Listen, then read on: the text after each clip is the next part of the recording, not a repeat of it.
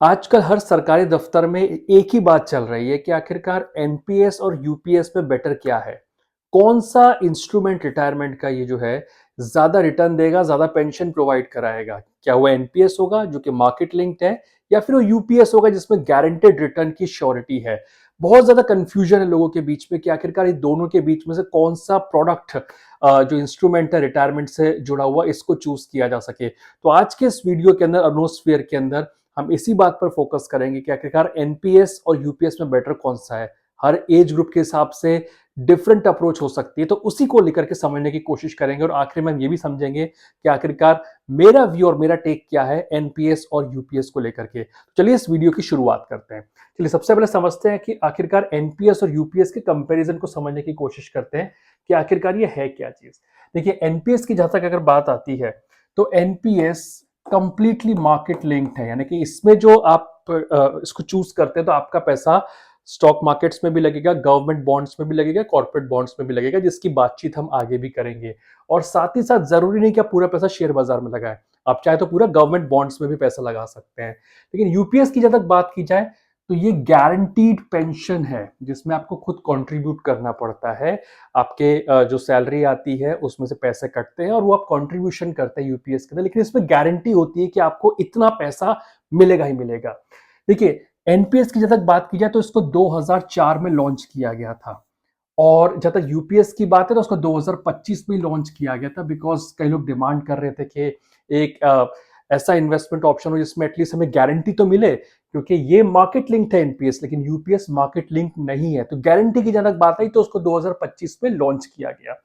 अब एनपीएस की जब तक बात आती है तो ये गवर्नमेंट एम्प्लॉय के लिए और प्राइवेट एम्प्लॉयज दोनों के लिए ओपन किया गया, यानी कि कोई सब्जी वाला है, रेडी वाला है, कोई दुकानदार है, कोई अपना पर्सनल बिजनेस करता है, वो भी एनपीएस का अकाउंट खुलवा करके अपने पेंशन का कंट्रीब्यूशन कर सकता है।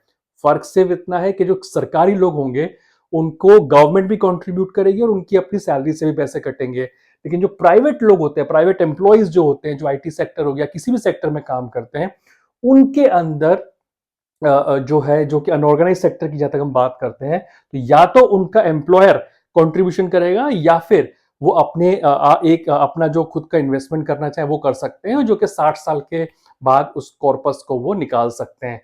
तो एनपीएस प्राइवेट और गवर्नमेंट एम्प्लॉयज दोनों के लिए ही ओपन रखा गया है। वहां अगर यूपीएस की बात की जाए तो ये सिर्फ और सिर्फ इस समय पर गवर्नमेंट एम्प्लॉयज के लिए ही ओपन किया गया है।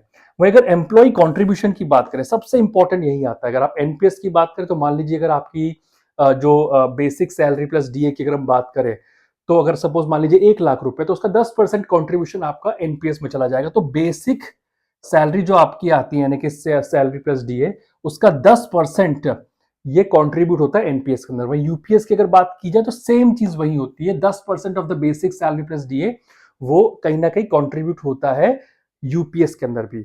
लेकिन इंटरेस्टिंग पॉइंट यहां पर आता है कि गवर्नमेंट का कंट्रीब्यूशन कितना रहता है। तो गवर्नमेंट का जो कंट्रीब्यूशन होता है वो 14% होता है एनपीएस के अंदर। वहीं अगर यूपीएस की बात की जाए तो वो 18.5% रहता है, आपकी जो बेसिक सैलरी प्लस डी आता है उसका। तो ये एक इंपॉर्टेंट कुछ डिफरेंसेस है एनपीएस और यूपीएस को लेकर के।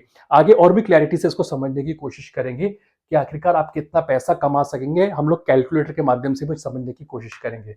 एनपीएस का एक मेजर जो जो एक इंपॉर्टेंट पॉइंट आती है, सब पूछते हैं कि आखिरकार कितना हमको पैसा मिलेगा। तो जहां तक एनपीएस की बात आती है तो पेंशन का कैलकुलेशन करेंगे तो ये पूरी तरह से इन्वेस्टमेंट पर डिपेंड करता है कि आपने कितना पैसा कहां लगाया, तो कोई गारंटीड श्योरिटी नहीं होती है। वही यूपीएस की बात की जाए तो 50% of the last drawn salary, ये आपको 101% आपके अकाउंट में आ जाएंगे। वो इसलिए, मान लीजिए अगर आपकी लास्ट ड्रॉन सैलरी मान के चलिए 5 लाख रुपए है जो आपने लास्ट ड्रॉ करी है, तो आपके 2.5 लाख रुपए की पेंशन कहीं नहीं गई। ये एक एग्जाम्पल है, क्योंकि आप मान के चलिए कर आपकी उम्र आज की तारीख में 30 साल की है, 35 साल की है, आज से 25-30 साल बाद आप रिटायर होंगे, तो 5 लाख सैलरी कोई बहुत बड़ी बात नहीं होगी। तो अगर आपकी 5 लाख आपकी जो लास्ट ड्रॉन सैलरी है, तो आपको उसका 50% कर दीजिए, आपको 2.5 लाख रुपए की पेंशन तब मिला करेगी। हाँ, लेकिन क्लॉज क्या है इंपॉर्टेंट, कि आपकी 25+ साल की जो सर्विस है वो पूरी होनी चाहिए। तो ये आपको गारंटी है यूपीएस के अंदर कि आपको 50% आपकी लास्ट ड्रॉन सैलरी वो आपको मिलेगी ही मिलेगी। लास्ट ड्रॉन से मतलब कि पिछले 12 महीने में जो भी एवरेज आपकी सैलरी रही होगी, उसका आपको 50% मिल जाएगा। तो वो यूपीएस की खासियत है। एक और इंपॉर्टेंट पॉइंट है कि लमसम अमाउंट की जब तक बात आती है, क्योंकि सब पूछते हैं कि भाई लमसम अमाउंट कुछ मिलेगा, तो एनपीएस के अंदर क्या होता है कि आपका जितना भी कॉर्पस बना है, आपने इन्वेस्ट करते गए, आपके सैलरी से पैसे कटते चले गए, आपका इन्वेस्टमेंट होता चला गया, तो मान लीजिए आपका जो भी कॉर्पस है, तो उस कॉर्पस में से आप 60% उस कॉर्पस का निकाल सकते हैं, जो कि बिल्कुल टैक्स फ्री होगा, उसमें कोई टैक्स नहीं लगेगा। इसको हम एग्जेम्प्ट बोलते हैं, ट्रिपल ई कैटेगरी। तो इस कॉर्पस के ऊपर कोई भी पैसा नहीं लगेगा।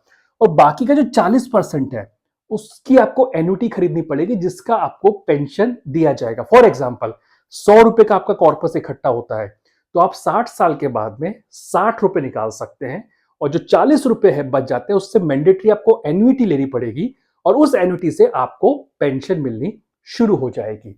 वहीं अगर यूपीएस की बात कीजिए तो कोई लमसम अमाउंट का पैसा नहीं मिलता उसमें, लेकिन हाँ, आपको श्योरिटी मिलती है जहां तक जो पेंशन की बात आती है। वहीं अगर फैमिली पेंशन के क्लॉज की अगर बात करें, तो एनपीएस के अंदर डिपेंड करता है कि आप कौन सा एन्युटी प्लान ले रहे हैं। सपोज अगर जो पेंशनर है उनकी डेथ हो जाती है, तो क्या उसके बाद में पेंशन मिलती रहेगी? तो आपने जो एन्युटी प्रोडक्ट खरीदा हुआ है, उस पर डिपेंड करेगा कि आखिरकार आपको कितनी पेंशन मिलेगी। वही यूपीएस की अगर बात की जाए, तो 60% of the last pension amount of the family आपको मिलती रहेगी। सपोज किसी पेंशनर को फॉर एग्जांपल अगर 1 लाख रुपए आ रहा है, और उनकी अनफॉर्चुनेटली अगर डेथ हो जाती है, तो उनकी फैमिली को 60,000 रुपीज 60 के एज ए पेंशन मिलते रहेंगे उनकी डेथ के केस के अंदर भी, जो कि इसके बेनिफिशियरी होंगे जो भी। तो ये एक तरह से इसमें फैमिली पेंशन का भी क्लॉज है यूपीएस की जहां तक बात की जाए तो। वही मिनिमम पेंशन कितनी होगी जहां तक एनपीएस की बात आती है, मिनिमम की कोई गारंटी नहीं है ये, क्योंकि डिपेंड करता है कि कितना मार्केट में लगा है। लेकिन हम आगे कैलकुलेट करके देखेंगे अलग अलग एज ग्रुप के लिए कि आखिरकार कितना आप कॉर्पस जनरेट कर सकते हैं एनपीएस के अंदर। वो यूपीएस की बात की है, तो अगर मान लीजिए आपने 10 साल की सर्विस कर ली है, तो आपको मिनिमम 10,000 रुपए पेंशन मिलेगी ही मिलेगी। वो आपसे कोई नहीं ले सकता अगर आप यूपीएस में अगर आप स्विच करते हैं। तो मान के चलिए अगर आपका प्लान है कि आप 8-10 साल जॉब करके सरकारी सेटअप के अंदर फिर आप प्राइवेट में कहीं स्विच ओवर करना चाहते हैं, तो उसमें भी आप यूपीएस भी ले सकते हैं। क्योंकि अगर आप बहुत ज़्यादा स्टॉक मार्केट में अगर इन्वेस्टमेंट वगैरह करते हैं, तो आप एक यूपीएस के ऑप्शन देख सकते हैं। लेकिन आगे भी, क्योंकि इसमें मल्टीपल कॉम्बिनेशन है, परम्यूटेशन कॉम्बिनेशन लगेंगे कि आखिरकार कौन सी स्कीम किसके लिए क्या बेटर पड़ती है, तो उसको जरा समझने की कोशिश करते हैं आगे भी। तो ये कुछ सिनेरियो रहेगा, डिफरेंसेस है एनपीएस और यूपीएस के अंदर बात की जाए तो। वही देखिए, सबसे बड़ा एनपीएस की जब बात लोग पूछते हैं कि आखिरकार ये एनपीएस में हम जो पैसा लगाते हैं, वो पैसा मैनेज कौन करता है? तो पहले मुझे याद है, आज से 8-10 साल पहले देखे तो सिर्फ 3 या 4 फंड मैनेजर्स हुआ करते थे, शायद 6 फंड मैनेजर्स थे उस समय पर। लेकिन आज देखिए 1 दर्जन के आसपास फंड मैनेजर्स आ चुके हैं। आदित्य बिरला सन लाइफ ये आपके पेंशन को मैनेज करता है। एक्सिस पेंशन फंड यानी कि एक्सिस जो ग्रुप है, वो आपके पेंशन जो एनपीएस का अकाउंट है उसको मैनेज करता है। आप चूज कर सकते हैं इसमें से किसी को भी। आप अगर फॉर एग्जांपल एचडीएफसी के साथ जाना चाहते हैं, आप एचडीएफसी को अपना फंड मैनेजर बना सकते हैं। तो आपके जो भी पैसे कटेंगे एनपीएस के, तो वही फंड मैनेजर एचडीएफसी इसको मैनेज करेगा। आईसीआईसीआई प्रूडेंशियल हो गया, कोटक महिंद्रा हो गया, एलआईसी हो गया, मैक्स लाइफ हो गया, एसबीआई पेंशन हो गया, टाटा पेंशन मैनेजमेंट प्राइवेट हो गया, यूटीआई हो गया। तो लगभग 10 से 11 के आसपास जो फंड मैनेजर्स हैं, जो क्या एनपीएस को आज की तारीख में मैनेज करते हैं कि आप जो पैसा लगाते हैं उसको फर्दर गवर्नमेंट बॉन्ड्स में, स्टॉक मार्केट्स में या फिर कॉर्पोरेट बॉन्ड्स में लगाते हैं। लेकिन इनके लिए क्लॉज ये होता है कि ये सिर्फ टॉप जो ब्लू चिप कंपनी होती है, जो टॉप 50 कंपनीज जो होती है निफ्टी की, उसी में इनका पैसा लगता है। ये किसी भी शेयर्स को नहीं खरीद सकते हैं कि जो ब्लू चिप कंपनीज होती है, जैसे कि रिलायंस हो गया, टाटा ग्रुप हो गए, तो ये टॉप की जो 50 कंपनीज आप मान सकते हैं, जो निफ्टी की या सेंसेक्स की जो टॉप 30 कंपनीज होती है, उसी में लोग पैसा लगा सकते हैं। तभी आप देखेंगे इन सबके जो रिटर्न्स होते हैं मोर और लेस ज्यादा सेम ही रहते हैं, कुछ पॉइंट में डिफरेंस आता है। कोई अगर 8% रिटर्न दे रहा है तो कोई 9% देगा, तो 1-1.25% का ऊपर नीचे होता है, बाकी सबके रिटर्न ऑलमोस्ट सेम रहते हैं जहां तक एनपीएस में रिटर्न की बात की जाए तो। कितना पैसा कहां लगता है सर, इसको भी समझ लेते हैं। देखिए, ये होता है एनपीएस में। अब एनपीएस में होता यह है कि इक्विटी के अंदर आप मैक्सिमम 75% ही अपना पैसा लगा सकते हैं। देखिए फॉर एग्जांपल, आप 100 रुपए आपका किसी महीने में कटा, 100 रुपए का उदाहरण ले लेते हैं, तो 100 रुपए में से आप 75 रुपए मैक्सिमम 75 रुपीज ही आप लगा सकते हैं इक्विटी के अंदर। क्योंकि आपका जो एनपीएस आप अगर चूज करते हैं फॉर एग्जांपल, तो आपने सपोज आपका जितना भी आपका पैसा कट रहा है, आप कटवा रहे हैं और 14% सरकार भी डाल रही है, तो टोटल जो अपने अपना जो बेसिक सैलरी में से जो अपने अमाउंट कटवाया एनपीएस के लिए, तो उसमें से 75% तक आप चूज कर सकते हैं कि मैं इक्विटी में लगाना चाहता हूं। आप चाहें तो, और अगर आप चाहें कि मैं बिल्कुल 70 इसमें नहीं लगाना चाहता, तो ठीक है, आप 0% भी लगा सकते हैं। कोई जरूरी नहीं कि आप शेयर बाजार में या इक्विटी में पैसा लगाएं ही लगाएं। आप कॉर्पोरेट बॉन्ड्स को चूज कर सकते हैं, जिसमें आप 100% पैसा लगा सकते हैं, यानी कि आपका जितना भी पैसा आया आपने as it is corporate bonds में लगा दिया। आप गवर्नमेंट बॉन्ड्स को चूज कर सकते हैं, यानी कि जो सरकार जो बॉन्ड इश्यू करती है उसमें आप 100% पैसा लगा सकते हैं। कॉर्पोरेट बॉन्ड्स होते हैं जो कि बड़े बड़े कॉर्पोरेट हाउसेज होते हैं, इनके भी अपने बॉन्ड्स आते हैं, जैसे कि टाटा हो गया, रिलायंस हो गया, इनके अपने बॉन्ड्स आते हैं। ये बॉन्ड्स के जरिए भी मार्केट से पैसा उठाते हैं, जिसपे 8 9 10% के आसपास का रिटर्न देते हैं। तो आप कॉर्पोरेट बॉन्ड्स को भी चूज कर सकते हैं अगर आप शेयर बाजार में नहीं जाना चाहते। लेकिन हाँ, अब सरकार ने कहा कि अब 75% तक मैक्सिमम स्टॉक मार्केट्स में भी पैसा लगा सकते हैं, जब तक एनपीएस की बात आती है। तो अब सबसे इंपॉर्टेंट पॉइंट समझते हैं कि आखिरकार हमारा अगर एनपीएस में हम इन्वेस्टमेंट कर रहे हैं, हमें यूपीएस का तो समझ में आ गया कि लास्ट ड्रॉन जो भी सैलरी हमारी होगी उसका 50% हमें मिल जाएगा। अगर हमारी सैलरी फॉर एग्जांपल हम एजम्पशन कर सकते हैं कि last drawn salary for example हमारी मान लीजिए 5 लाख रुपए बन रही है, जब मैं 60 साल का हो जाऊंगा, तो उसका 50% बहुत क्लियर होगा कि 2.5 लाख रुपए को जो आपको मिलती रहेगी। उसमें कोई रॉकेट साइंस नहीं आ रही है। अब यहाँ पे बात आती है एनपीएस में कितना आएगा। तो जरा इसको भी हम लोग कैलकुलेट करके देख लेते हैं कि आखिरकार हम लोग अगर एनपीएस को चूज करते हैं तो किस तरह का हमारे रिटर्न्स जनरेट होते हुए दिखाई देंगे। चलिए, ये हमारा एक कैलकुलेटर है जिसको हम लोग यूज करके देखते हैं। मान लीजिए अगर आज की तारीख में आपकी एज एज हम लोग यहाँ हर ग्रुप के लिए अलग रखते हैं। हम फॉर एग्जाम्पल यहाँ पे 30 ईयर्स की एज चूज करते हैं, फॉर एग्जाम्पल 30 से 31 साल की एज। और आप इन्वेस्टमेंट करेंगे, ऑब्वियसली बात है आप 60 साल तक ही इसमें इन्वेस्ट कर सकते हैं। अब टोटल कॉन्ट्रीब्यूशन के साथ आपके 29 साल रह जाते हैं। अब आप कितना कंट्रीब्यूट करना चाहते हैं, यहाँ पे कंट्रीब्यूशन में हम लोग चलिए डाल देते हैं यहाँ पे फॉर एग्जांपल आप बहुत ही सिंपल सबसे बेसिक लेते हैं, मान के चलिए कि 10,000 रुपये। ये बहुत ही बेसिक है, 10,000 रुपये मंथली आप जनरेट कर रहे हैं।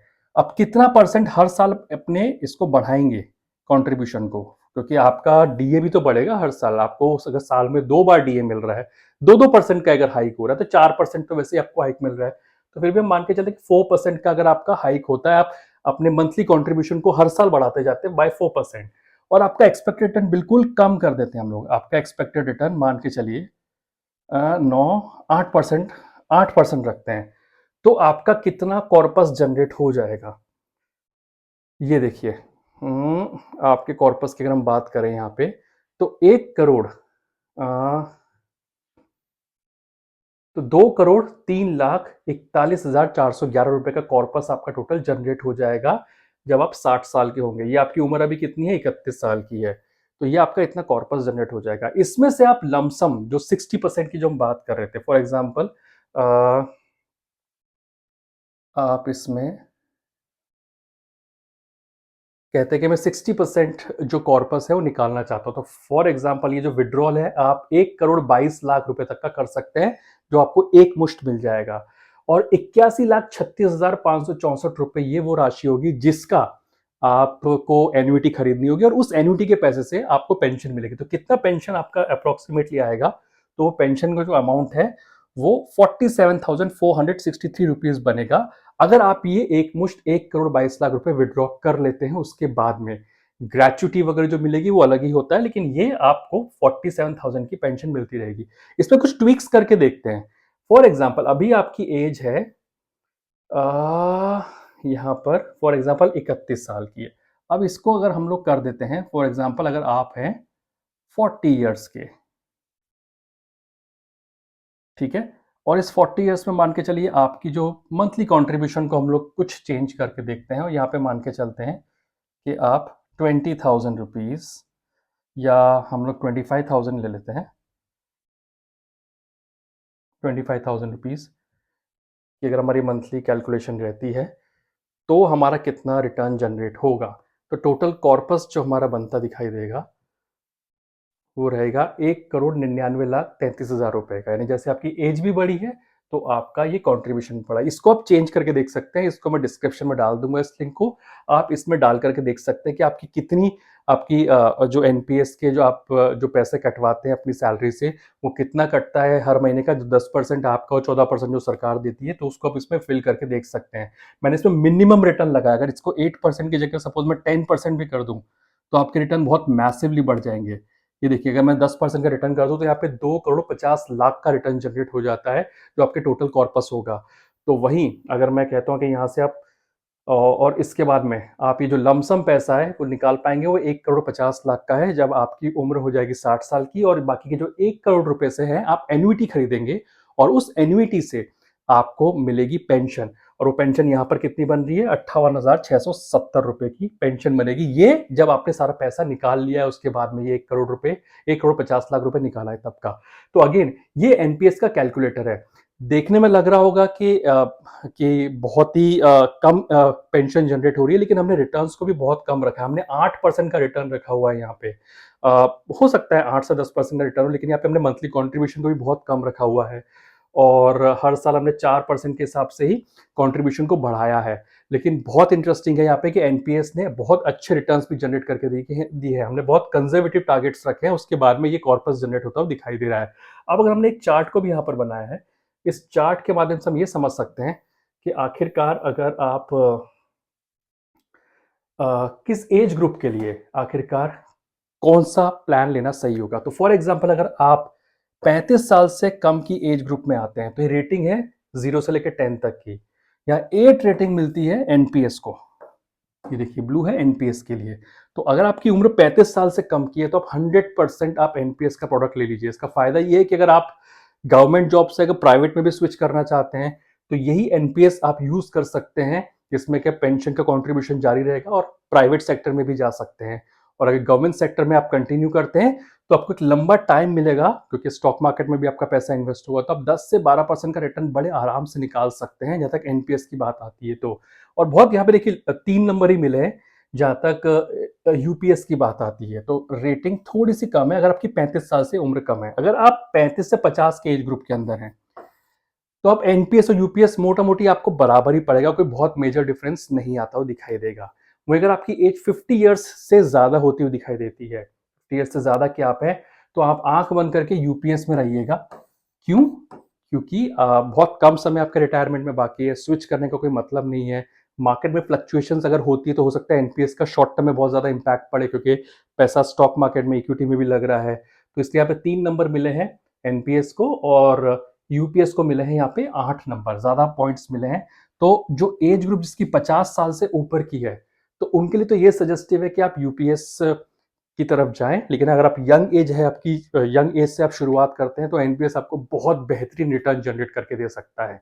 जो ये कैलकुलेटर है एनपीएस का, इसको मैं लिंक में डाल दूंगा, और आप कैलकुलेट कर सकते हैं कि किस एज ग्रुप के हिसाब से आपकी जो पेंशन कितने रुपए कटते हैं, उसको आप उसमें फिल इन करके देख सकते हैं कि आखिरकार कितना आप कॉर्पस जनरेट कर सकते हैं, और उससे आप अपनी एक अच्छी खासी रिटायरमेंट का कॉर्पस इकट्ठा कर सकते हैं। उम्मीद करते हैं आपको एनपीएस और यूपीएस को लेकर के कुछ क्लैरिटी जरूर आई होगी। कोई डाउट्स है तो आप प्लीज कमेंट्स में मुझसे पूछ सकते हैं। अगले वीडियो में फिर किसी और टॉपिक के साथ आपके साथ मुलाकात होगी। जब तक मुझे दीजिए इजाजत। नमस्कार।